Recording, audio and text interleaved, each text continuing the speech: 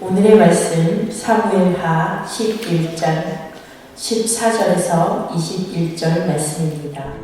아침이 되매 다윗이 편지를 써서 우리아의 손에 들려 요압에게 보내니 그 편지에 써서 이르기를 너희가 우리아를 맹렬한 싸움에 앞세워두고 너희는 뒤로 물러가서 그로 맞아 죽게 하라. 요압이 그 성을 살펴 용사들이 있는 것을 아는 그곳에 우리아를 두니 그 성 사람들이 나와서 요압과 더불어 싸울 때 다윗의 부하 중 몇 사람이 엎드러지고 헷사람 우리아도 죽으니라. 요압이 사람을 보내 그 전쟁의 모든 일을 다윗에게 보고할세 그 전령에게 명령하여 이르되 전쟁의 모든 일을 네가 왕께 보고하기를 마친 후에 혹시 왕이 노하여 네게 말씀하기를 너희가 어찌하여 성에 그처럼 가까이 가서 싸웠느냐? 그들이 성 위에서 쏠 줄을 알지 못하였느냐? 여룻베셋의 아들 아비멜렉을 쳐 죽인 자가 누구냐? 여인 하나가 성에서 맷돌 윗짝을 그 위에 던지매 그가 데베스에서 죽지 아니하였느냐? 어찌하여 성에 가까이 갔더냐 하시거든 네가 말하기를 왕의 종 햇사람 우리아도 죽었나이다 하라. 다윗은 자신의 죄를 은폐하기 위해 전쟁에 나가 싸우고 있는 충신 우리아를 불러 그를 집으로 보내려 했지만 실패하고 맙니다. 그래야 다윗은 더 이상 자기 죄를 덮을 방법이 없음을 깨닫고 죄를 덮기 위한 또 다른 죄에 대한 계획을 세우는데요. 최후의 방법을 계획하게 됩니다.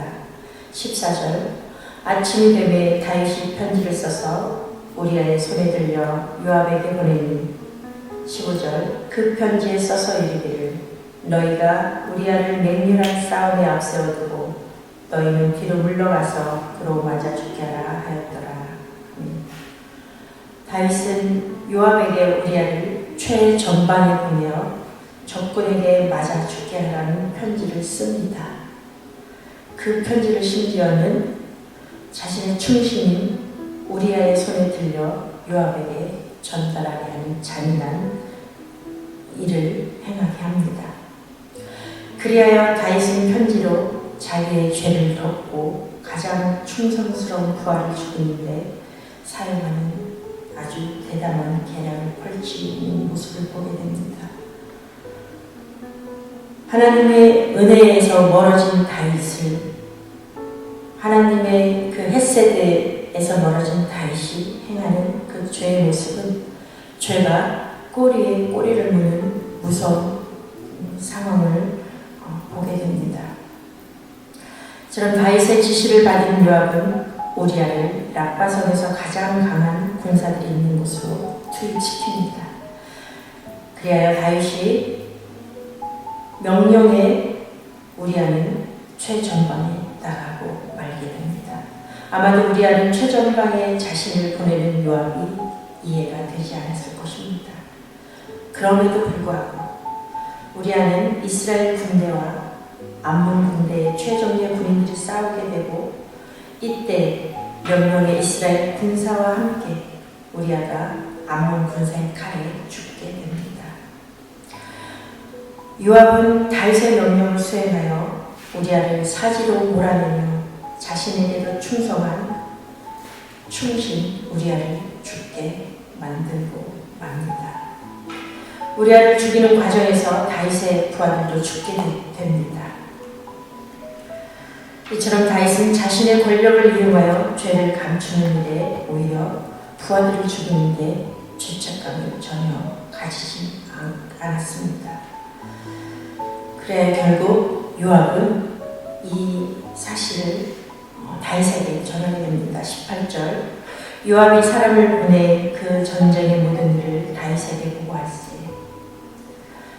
요압은 다윗이 우리아에게 들려보낸 편지에서 다윗 왕이 우리아의 죽음이 얼마나 다윗이 갈망했는지를 직감했습니다. 그리고 우리아가 최전선에서 싸우다가 전사하자 우리아의 전사 소식을 신속하게 전달을 하게 됩니다. 뿐만이 아니라 우리아만 죽은 것이 아니라 또 다른 이스라엘 군인들이 죽었기에 혹여나 이 일을 책임 추궁하게 될 일을 염려하게 되어 요압은 21절에 이렇게 자신의 상황을 이야기하라고 전합니다. 여룹베셋의 아들 아비멜렉을 쳐 죽인 자가 누구냐? 여인 하나가 성에서 맷돌 윗짝을 그 위에 던지매 그가 데베스에서 죽지 아니하였느냐?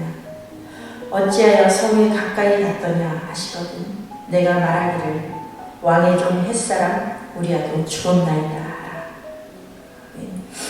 다윗이 자신을 추궁하게 될 때에 다윗의 수치가 드러나게 될 것을 이 요압이 알고는 그 말을 전하라고 합니다. 그리하여 마침내 골머리를 앓게 하던 다윗의 골머리를 앓게 하던 그리하여 거듭 자신의 죄를 은폐하려 했던 일을 실패했지만 결국 다윗이 우리아를 죽게 함으로 말미암아 다윗의 죄의 문제가 일단락 되는 것 같아 보였습니다. 아마도 우리아의 죽음이 다윗과 요압의 입장에서는 성공의 신호였을 것입니다. 그러나 우리가 이어지는 성경을 살펴보면 아시겠지만 이 일이 다윗 집안의 칼이 영원히 떠나지 않을 것이라는 재앙의 시작임을 알려줍니다. 또한 다윗은 자신의 간음을 은밀히 행했지만 하나님은 다윗의 아내들을 빼앗아 이웃에게 주어 백주 대낮에 이 일을 행하시겠다고 말씀하십니다. 인간의 눈에 성공적으로 보이는 일이라 할지라도 멀리 내다볼 때 그것은 재앙의 시작임을 암시하는 경우가 많이 보게 됩니다.